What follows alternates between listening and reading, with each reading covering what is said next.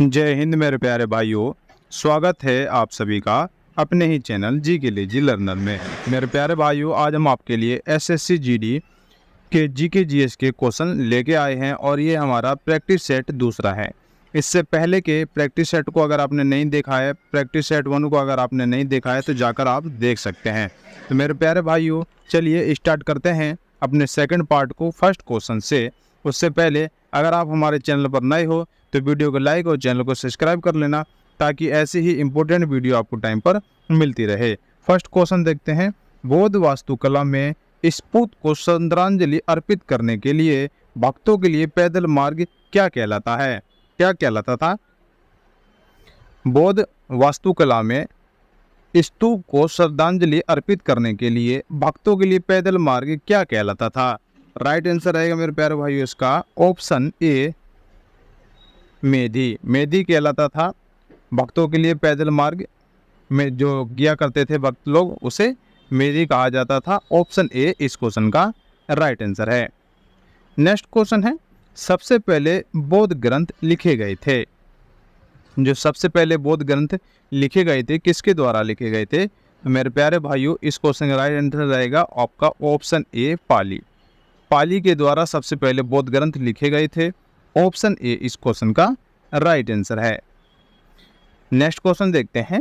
निम्नलिखित में से कौन सा मौर्य शासक बौद्ध धर्म का अनुयायी बना? निम्नलिखित में से कौन सा मौर्य समाज बौद्ध धर्म का अनुयायी बना? तो कौन सा जो शासक बौद्ध धर्म था जो अनुयायी बना? मेरे प्यारे भाइयों, वो था आपका अशोक।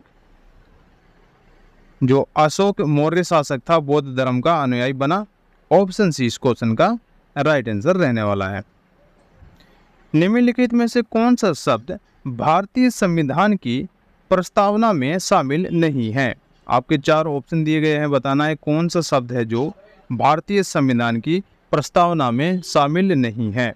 तो इस क्वेश्चन का राइट आंसर रहेगा दोस्तों आपका ऑप्शन डी, संघवाद। जो संघवाद शब्द है दोस्तों, भारतीय संविधान की प्रस्तावना में शामिल नहीं है। बाकी तीन वर्ड आपके भारतीय संविधान की प्रस्तावना में शामिल हैं। तो जो क्वेश्चन आपको दोस्तों नए दिखते हैं वो आप अपने नोट्स में नोट करते हुए चलिएगा। चलिए नेक्स्ट क्वेश्चन देखते हैं। भारत में पहला संविधान सभा चुनाव कब हुआ था? बताइए कब हुआ था? किस किस को इसका आंसर पता है? भारत में पहला संविधान सभा चुनाव कब हुआ था? तो इस क्वेश्चन का राइट आंसर रहेगा दोस्तों आपका ऑप्शन बी। भारत में पहला जो संविधान सभा चुनाव हुआ था दोस्तों, वो 1946 को हुआ था। ऑप्शन बी इस क्वेश्चन का राइट आंसर है। निम्नलिखित में से किस वर्ष में भारतीय राष्ट्रीय कांग्रेस ने संविधान सभा की मांग की थी? निम्नलिखित में से किस वर्ष में भारतीय राष्ट्रीय कांग्रेस ने संविधान सभा की मांग की थी? तो इसका राइट आंसर रहेगा दोस्तों आपका 1934। 1934 को भारतीय राष्ट्रीय कांग्रेस ने संविधान सभा की मांग की थी। ऑप्शन डी इसका राइट आंसर है। नेक्स्ट क्वेश्चन है, निम्नलिखित में से किसे ग्रह नहीं माना जाता है?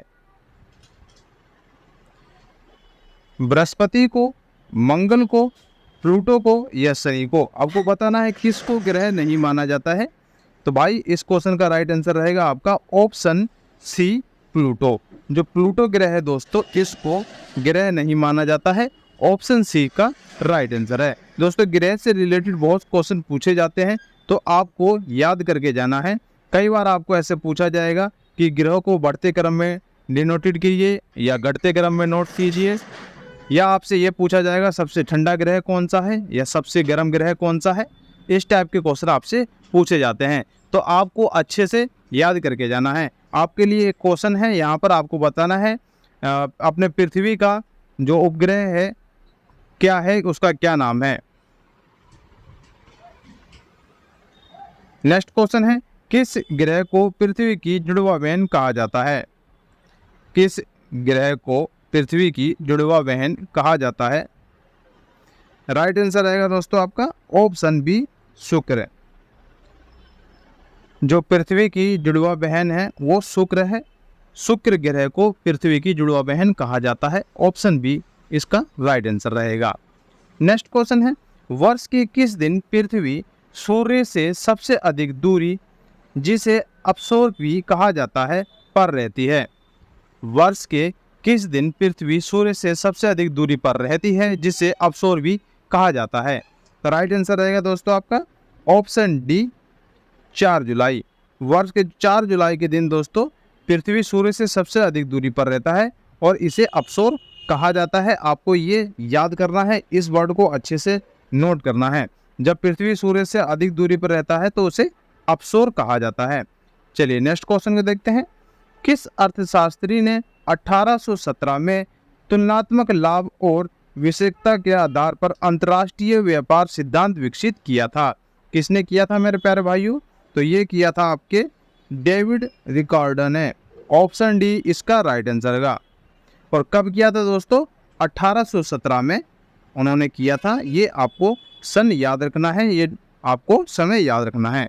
ऑप्शन डी इसका राइट आंसर है। नेक्स्ट क्वेश्चन है, जब वे राजस्व से अधिक हो जाता है तो बजट को खालिस्तान कहा जाता है?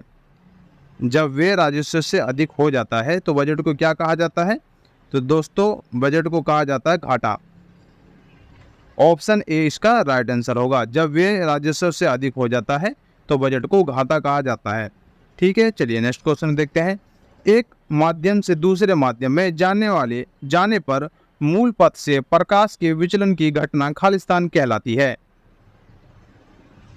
क्या कहलाती है दोस्तों? तो कहलाती है अपवर्तन।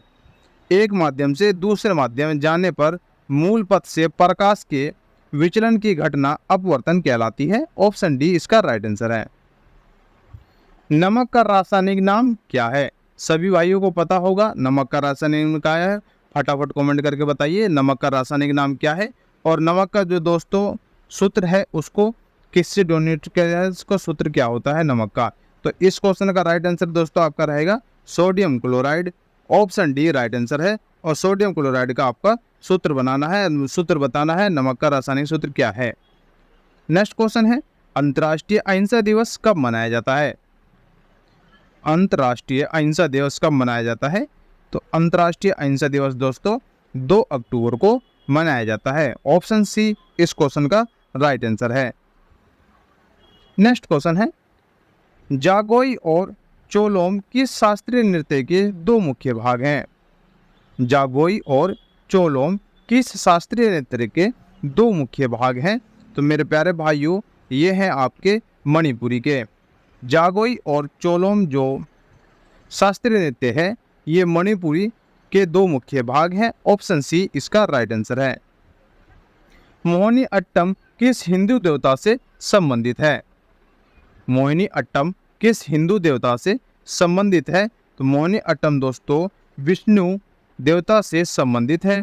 ऑप्शन सी इसका राइट आंसर है। निम्नलिखित में से कौन सा भारत के कथक नृत्य शैली में घराना नहीं है? निम्नलिखित में से कौन सा भारत के कथक नृत्य शैली में घराना नहीं है? राइट आंसर रहेगा दोस्तों आपका इलाहाबाद। इलाहाबाद से भारत के कथक नृत्य शैली से घराना नहीं है। ऑप्शन बी राइट आंसर है। फरवरी 2024 को किस राज्य में अटकल पोंगाला उत्सव का आयोजन किया गया?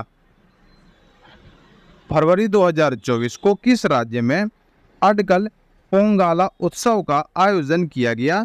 तो ये किया गया दोस्तों केरल में। फरवरी 2024 को केरल राज्य में अटकल पोंगाला उत्सव का आयोजन किया गया था। और ये दोस्तों आपको याद रखना है, मोस्ट इंपोर्टेंट क्वेश्चन है और ये आपका लेटेस्ट क्वेश्चन है। नेक्स्ट क्वेश्चन है, भारत हाल ही में किस राज्य में कराईपेट्टी पक्षी अभ्यारण्य को रामसर साइट घोषित किया गया? हाल ही में किस राज्य के कराईपेट्टी पक्षी अभ्यारण्य को रामसर साइट घोषित किया गया? तो ये किया गया दोस्तों आपके तमिलनाडु में। ऑप्शन सी इस क्वेश्चन का राइट आंसर होगा। तमिलनाडु का जो कराईपेट्टी पक्षी अभ्यारण्य है दोस्तों इसको रामसर साइट घोषित किया गया है। दोस्तों आपको बताना है तमिलनाडु में कितने पक्षी अभ्यारण्य हैं, कितने अभ्यारण्य हैं तमिलनाडु में, ये आपको कमेंट करके बताना है। पहला तो आपको सामने है क्वेश्चन के अंदर कराईपेट्टी पक्षी अभ्यारण्य, ये आपके सामने है और आपको कमेंट करके बताना है कि और कितने तमिलनाडु में हैं। तो मेरे प्यारे भाइयों ये हमारे 19 क्वेश्चन थे। 20वां क्वेश्चन के लिए आपका टेस्ट है, इसका आंसर आपको कमेंट करके बताना है। और 20 क्वेश्चनों में से 19 क्वेश्चनों में से आपके कितने क्वेश्चन ठीक रहे हैं, कितना आपका स्कोर रहा है, वो भी आपको कमेंट करके बताना है। तो दोस्तों ये हमारा टेस्ट है आज का। प्रधानमंत्री द्वारा सिक्किम के पहले रेलवे स्टेशन की आधारशिला कहाँ रखी गई है? ये आपके लिए टेस्ट है। देखते हैं कितने बच्चे कमेंट करते हैं, कितने बच्चों का ये आंसर ठीक रहता है। तो मेरे प्यारे भाइयों, आप लोगों का बहुत बहुत शुक्रिया, आप लोगों ने वीडियो पूरी देखी। चलिए अब आपसे लेते हैं विदा, मिलते हैं नेक्स्ट वीडियो में न्यू टॉपिक के साथ, न्यू प्रैक्टिस सेट के साथ। अगर आपको वीडियो अच्छी लगी हो तो वीडियो को लाइक और चैनल को सब्सक्राइब कर देना, ताकि ऐसी ही इंपॉर्टेंट वीडियो आपको टाइम पर मिलती रहे।